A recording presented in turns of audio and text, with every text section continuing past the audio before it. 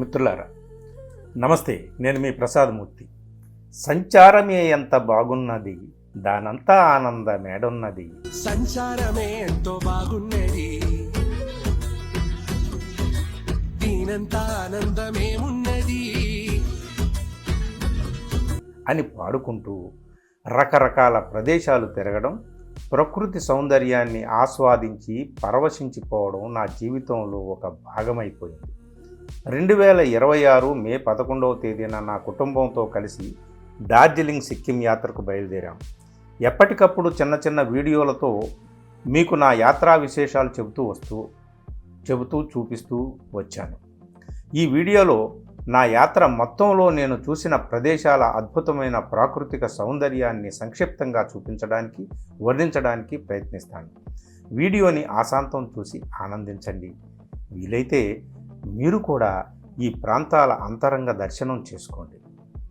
మిత్రులారా, మే 11వ తేదీ సాయంత్రానికి సికింద్రాబాద్ నుంచి బాగ్డోగ్రా ఎయిర్పోర్ట్కు చేరుకొని అటు నుంచి కారులో డార్జిలింగ్కి వెళ్ళాం. అక్కడ ఒక గెస్ట్ హౌస్లో మా బస 3 రోజులు. వెస్ట్ బెంగాల్ సిలిగురి నుంచి పైకి కొండల మీదకి ఎక్కుతూ డార్జిలింగ్ వెళ్ళాలి. కారులో కొండల చుట్టూ పాములా మెలికలు తిరుగుతూ దారి మన ముందు పరుగులు తీస్తుంటుంది. కళ్ళు మూసుకుంటే ఆ దారి కోసం కండలు కరిగించిన కష్టజీవుల ఆత్మల నీడలే పరుగులు తీస్తున్నట్టు అనిపించింది. ఆ దారిని అనుసరిస్తూ మనం కూడా మన ఆనందాన్ని, ఆశ్చర్యాన్ని, అనుభూతులను మెలికలు తిప్పుకుంటూ పైకి వెళ్ళాలి. ఎటు చూసినా కన్ను మలపడానికి ఆస్కారమే లేదు. వక్షాల మీద కప్పుకున్న వృక్షాల వస్త్రాలు ఊపుతూ పర్వతాలు మనల్ని పైకి రమ్మని ఆహ్వానిస్తున్నట్టుగా ఉంటుంది. కిందికి చూస్తే ఆకుపచ్చ లోయల్లో నుంచి మనం వినాలే గాని యుగాల నాటి దివారాత్రాల సంగమ సంగీతాల పలకరింపుల శబ్దాలు వినిపిస్తాయి. డార్జిలింగ్లో ఉదయమే లేచి డార్జిలింగ్ జూ చూడడానికి వెళ్ళాం. అక్కడే హిమాలయ మౌంటైనీరింగ్ ఇన్స్టిట్యూట్ కూడా ఉంది. బొటనవేలంత పిట్టల నుంచి రకరకాల జంతువులు పర్యాటకులను రకరకాల చూపుల కదలికల భాషల్లో పలకరించాయి. అక్కడంతా మనుషులు అన్నమాట మర్చిపోయి ఆ జంతువుల్లో తాము కూడా ఒకరిమే అన్నట్టు అందరూ కేరింతలతో వ్యవహరించడం చాలా ముచ్చటేసింది. ఎవరు జంతువులో, ఎవరు మనుషులో, ఏది జంతు ప్రదర్శనశాల, ఏది మానవ సంచారశాల, కొంచెం మీమాంసతో నాకు తిక్కరేగిందిలేండి. అక్కడ హిమాలయ మౌంటైనీరింగ్ ఇన్స్టిట్యూట్ విశేషాలు చూశాము. తొలిసారి హిమాలయాన్ని అధిరోహించిన టెన్సింగ్ నార్గే విగ్రహాన్ని చూసినప్పుడు అదొక రకమైన ఉద్వేగం, ఉత్సాహం అందరినీ ఆవహించినట్టు నాకు అనిపించింది. తన జీవితకాలమంతా టెన్సింగ్ నార్గే ఇక్కడే ఆ ఇన్స్టిట్యూట్లో డైరెక్టర్గా, అడ్వైజర్గా పనిచేశాడట. ఆయన విగ్రహం పాదాల వద్ద నిలబడి ఫోటోలు తీసుకుంటే మనం కూడా ఏవేవో ఊహల శిఖరాలను అధిరోహిస్తున్నట్టు ఒక తీయని స్పృహలో ఊగిపోతాం. డార్జిలింగ్లో చాలా చూశాం, కానీ ముఖ్యమైన విశేషాల్లో అతి ముఖ్యమైనది టైగర్ హిల్స్ వద్ద సూర్యోదయం. తెల్లవారుజామున 2 గంటలకే లేచి 3 గంటలకల్లా బయలుదేరి టైగర్ హిల్స్ వద్దకు చేరుకోవాలి. కొంచెం ఆలస్యం చేసినా అక్కడ దారి కంటే పొడవైన వాహనాల క్యూ మనల్ని అడ్డుకుంటుంది. గమ్యం చేరడం కష్టం. అందుకే తెల్లవారుజామునే లేచి అందరూ అక్కడికి చేరుకుంటారు. అక్కడ ఉదయించే సూర్యకాంతి కాంచన్జంగా మంచు కొండల మీద పడినప్పుడు అవి బంగారు కాంతితో మెరిసిపోతాయి. ఆ దృశ్యాన్ని చూడడానికే డార్జిలింగ్ వచ్చే ప్రతి పర్యాటకుడు తప్పనిసరిగా అక్కడికి వస్తాడు. ఇండియా, నేపాల్, చైనా బోర్డర్లో ఉన్న కాంచన్జంగా మంచు కొండలపైన సూర్యకాంతి స్వర్ణమయమైన ధగధగలు చూసి మనసంతా ఆ మెరుపులు నింపుకోవాలని అంతా అక్కడకు చేరుకుంటారు. పొగమంచు దట్టంగా ఉన్నా, మేఘాలు దట్టంగా ఉన్నా ఆ దృశ్యానికి మనం నోచుకోలేం. చాలామంది ఆశతో వెళ్తారు. ఆశ నెరవేరితే అదృష్టం, నెరవేరకపోయినా ఆ ఎత్తైన ప్రదేశం నుంచి సూర్యోదయాన్ని, అటు తిరిగితే కాంచన్జంగ పర్వత శ్రేణుల ఛాయలనైనా చూశామన్న సంతృప్తి మూటగట్టుకొని తిరిగి వస్తాం.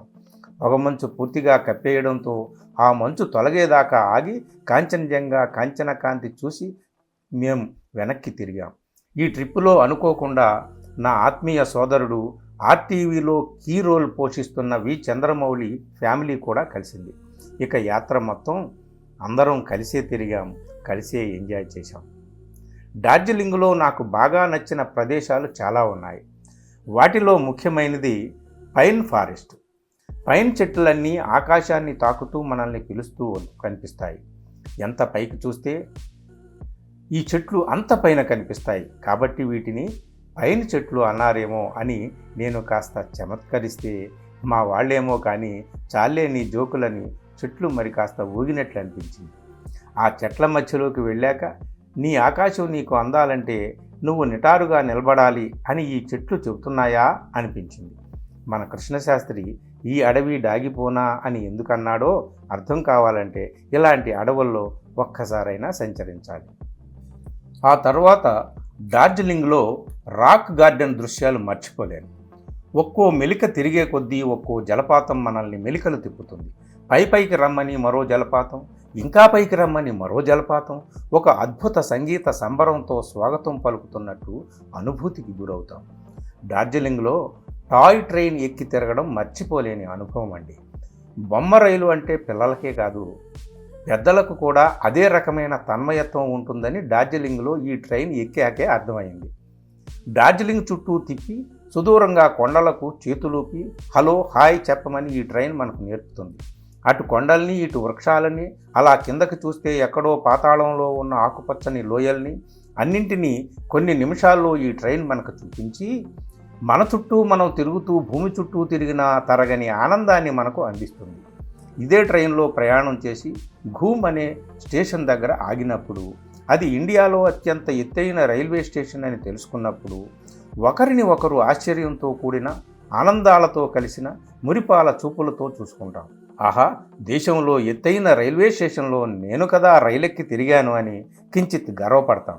దూరంగా ఉన్న కొండలు ఏం నవ్వుకున్నాయో మనకేం తెలుసు. డార్జిలింగ్లో తేయాకు తోటల సౌందర్యం మరచిపోలేనిది. ఒక రోజంతా తిరిగినా ఆ తోటలలో అలసట రాదు. కొండ ప్రాంతపు శ్రమజీవుల చెమట కష్టం కలిసి పండిన ఆకుపచ్చ బంగారం తేయాకు తోట. ఎవరో కంపెనీల వాళ్ళు లీజుకు తీసుకున్న కొండల మీద ఈ తేయాకు సంపదతో కూడిన సౌందర్యాన్ని సృష్టించింది మాత్రం ఇక్కడ కష్టజీవులే. వారి కష్టానికి సాష్టాంగ పడాలి తప్ప మరో రకంగా మనం వారి రుణాన్ని తీర్చుకోలేం. డార్జిలింగ్లో దశాబ్దాలుగా పర్యాటకులను ఆకర్షిస్తున్న ఒక బేకరీ షాపు ఉందండి. అదే గ్లెనరీస్ బేకరీ షాప్. బ్రిటిష్ కాలం నుంచి ఈ బేకరీని ఒకే కుటుంబం నడుపుతోందట. ఇక్కడ రకరకాల కేకులు, బన్నులు, బిస్కెట్లు ఇంకా ఏవేవో ఉంటాయి. డార్జిలింగ్కు వచ్చిన ప్రతివారు ఇక్కడకు తప్పనిసరిగా వస్తారు. ఏదో తినుబండారాల గోళంలో కూర్చొని తింటున్నట్టు తృప్తిగా తింటున్నారు. తినడమే కాదు, వాటిని మూటలు కట్టుకొని ఆ తినుబండారాలను మోసుకుపోతారు కూడా. డార్జిలింగ్లో మా చివరి visiting place Mirik lake. Darjeeling నుంచి దాదాపు 2 గంటల ప్రయాణం చేసి తేయాకు తోటల్ని చూసుకుంటూ మధ్యలో నేపాల్ బార్డర్ దగ్గర ఆగి నేపాల్ లోపలికి మన పాస్పోర్టులు చూపించి వెళ్ళి అక్కడ షాపింగ్లేవో చేసుకొని మిరిక్ లేక్కి వెళ్ళాలి. ఆ లేక్లో బోటింగ్ ఒక మంచి అనుభవం. కాశ్మీర్లో షికారాలు ఎక్కి తిరిగిన అనుభవాన్ని గుర్తు చేసింది. బోటులో లాహిరి లాహిరి పాట కూడా నేను గుణగుణాయించాను. అది ఆ చెరువు విని పక్కనే చెట్లతో ఏం హాస్యమాడిందో ఏమో. 3 రోజుల డార్జిలింగ్ పర్యటన తర్వాత మేము డార్జిలింగ్ నుండి మే 15న గ్యాంగ్టాక్ బయలుదేరి వెళ్ళాము. సిక్కింలో రోడ్లన్నీ వెడల్పుగా, డార్జిలింగ్ అంత కంజెస్టెడ్గా లేకుండా శుభ్రంగా ఉంటాయి. డార్జిలింగ్ లోపల అంతా ఎంత ఇరుకుగా ఉన్నా డార్జిలింగ్ చుట్టూ స్వర్గమే ఉంది. సిక్కింలో ఎటు చూసినా స్వర్గమే. డార్జిలింగ్ నుండి గ్యాంగ్టాక్ చేరుకునే మధ్యలోనే తీస్తా నది ఎదురవుతుంది. ఉరవళ్ళు పరవళ్లతో ఆ నది మాకు స్వాగతం పలుకుతున్నట్టు సంబరపడిపోయాం. గ్యాంగ్టాక్ మధ్యాహ్నం చేరుకోగానే త్వరగా లంచ్ ముగించి సైట్ సీయింగ్కి బయలుదేరాం. అక్కడకు చాలా దూరంలో ఉన్న ఒక అతిపెద్ద బుద్ధిస్ట్ మొనాస్ట్రీకి వెళ్ళాము. అది రాంకా మొనాస్ట్రీ. గ్యాంగ్టాక్ నుంచి 2 గంటల ప్రయాణం చేస్తే ఎత్తైన ఆ ప్రదేశానికి వెళ్ళాం. చుట్టూ ఆకుపచ్చని కొండలు, కింద లోయలు, పైన బౌద్ధారామం. అక్కడ చాలాసేపు గడిపాం. మౌనంగా ఉన్నాం, ప్రశాంతంగా ఉన్నాం. అక్కడ బుద్ధిస్ట్ మాంక్స్ చేస్తున్న పూజా కార్యక్రమాలు చూసి ప్రపంచంలో బుద్ధుణ్ణి ఏ విధంగా దేవుణ్ణి చేసి పూజలు చేస్తున్నారో అర్థం చేసుకున్నాం. ఎవరు ఏం చేసినా బుద్ధుని మౌలిక సూత్రాలు మారేవి కాదు. వాటిని తలుచుకుంటూ అక్కడి ప్రశాంత వాతావరణంలో కాసేపు ప్రశాంతంగా గడిపి అక్కడ విశేషాలన్నీ చూసి తిరుగుముఖంలో బంజాక్రి వాటర్ ఫాల్స్ దగ్గర వెళ్ళాం. అక్కడ అందరం చిన్నపిల్లలం అయిపోయాం. ఎంతో ఎత్తుకు వెళ్తే మరెంతో ఎత్తున ఉన్న జలపాతం అతి ఉధృతంగా ఉరుకుతూ కనిపించింది. దాని దగ్గర ఎన్ని ఫోటోలో. మా అబ్బాయి మరింత చిన్నపిల్లాడైపోయి అక్కడున్న ఆటలన్నీ ఆడేశాడు. ఆకాశంలో దేవతలు పర్యాటకులకు స్వాగతంగా పర్వతాల నుంచి కిందకు వదిలిన జలతారు నీటి కార్పెట్లా ఉంది ఆ జలపాతం. మర్నాడు ఉదయమే సిక్కిం వెళ్ళే ప్రతి పర్యాటకుడు తప్పనిసరిగా చూడాల్సిన నాథులా పాస్కి బయలుదేరాం. అది ఇంత వేసవిలో కూడా మంచు గడ్డకట్టే మనోహర ప్రాంతం. అందుకే అక్కడకు ప్రతి సిక్కిం టూరిస్టు పరుగులు తీస్తాడు. అయితే మేము వెళ్ళిన రోజే ల్యాండ్ స్లైడింగ్ జరిగింది. దాంతో ఆ ప్రాంతానికి వెళ్ళి అక్కడ మంచులో ఆడుకునే అవకాశం కోల్పోయాం. అయితే ఏమైంది? దారి పొడవునా చాలా అద్భుతమైన జలపాతాల దృశ్యాలు చూశాం. వాతావరణం క్లియర్గా ఉంది. దాంతో కొండకి ఒంటితాడు వెండి దండలా మెరిసిపోతూ నేలకు రాలుతున్న జలపాతాలు చూసి నివ్వెరపోయాం. కానీ ఒకచోటే నిలవలేం కదా. వాటిని చూస్తూ ముందుకు సాగుతుంటే ఆ జలపాతాలు రకరకాల ఆకాశ రాగాలతో స్వాగతిస్తూ వీడ్కోలు చెప్పాయి. ఆ కొండల చుట్టూ రోడ్డు ఆది అంతమూ లేని పాములా మెలికలు తిరుగుతూ ముందుకు కదులుతూ ఉంటే దాని మీద మేము వాహనాలతో పాకుతూ వెళ్ళిన పారవశ్యంలో మునిగిపోయాం. నాథులా పాస్కు వెళ్ళే మార్గమధ్యంలో ఏషియాలోనే అత్యంత ఎత్తైన రోప్వే ప్రాంతం ఉందండి. అక్కడకు చేరి రోప్వేలో ఆ మంచు కొండల శిఖరం మీదకు వెళ్ళాలి. అది 14,000 అడుగుల ఎత్తున ఉంది. అక్కడ గడ్డకట్టిన మంచుతో అందరం ఆడుకున్నాం. కింద నుంచి తాడు వేసి ఆకాశానికి గట్టిగా బిగించి మమ్మల్ని ఎవరో బ్రహ్మరాక్షసుడు బలంగా పైకి నెట్టేస్తే సర్రున తాడు మీద జారుకుంటూ కొండపైకి పైకి వెళ్ళాం. ఆ అనుభవమే గొప్పది. అక్కడకు వెళ్ళి ఫోటోలు తీసుకొని వీడియోలు తీసుకొని ఎవరెవరో ఏవేవో భాషల వాళ్ళు వారి భాషలు మర్చిపోయి ఆనందం అనే ఒకే ఒక్క భాషలో చూపులతో మాట్లాడుకుంటూ మంచు ముద్దలతో ఆటాడుకుంటూ పరవశించిపోయారు. సిక్కిం పర్యటనలో ఇదొక మరచిపోలేని అనుభవం.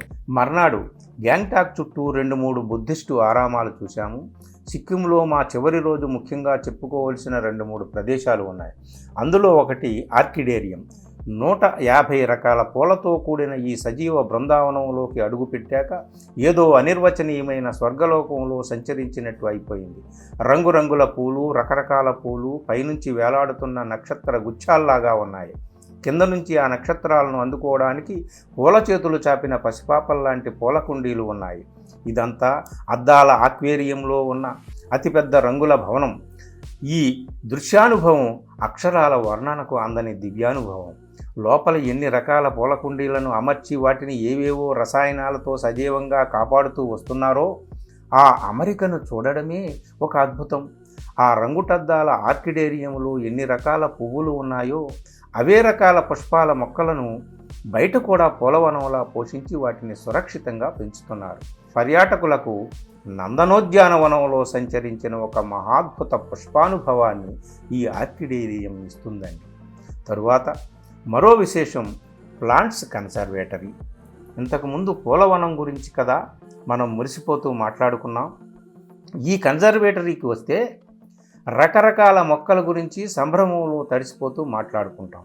ఇన్ని రకాల చెట్లు ఉన్నాయా, ఇన్ని రకాల మొక్కలున్నాయా, ప్రపంచంలో ఇంత ఆకుపచ్చని ఆనందం ఒక్కచోటే దొరుకుతుందా అన్న ఆలోచనతో ఆశ్చర్యంతో అన్ని దిక్కులు గింగిరాలు తిరుగుతూ మనల్ని మనమే మర్చిపోయి వీలైతే అక్కడే ఉండిపోవాలని కోరుకుంటాం కూడా.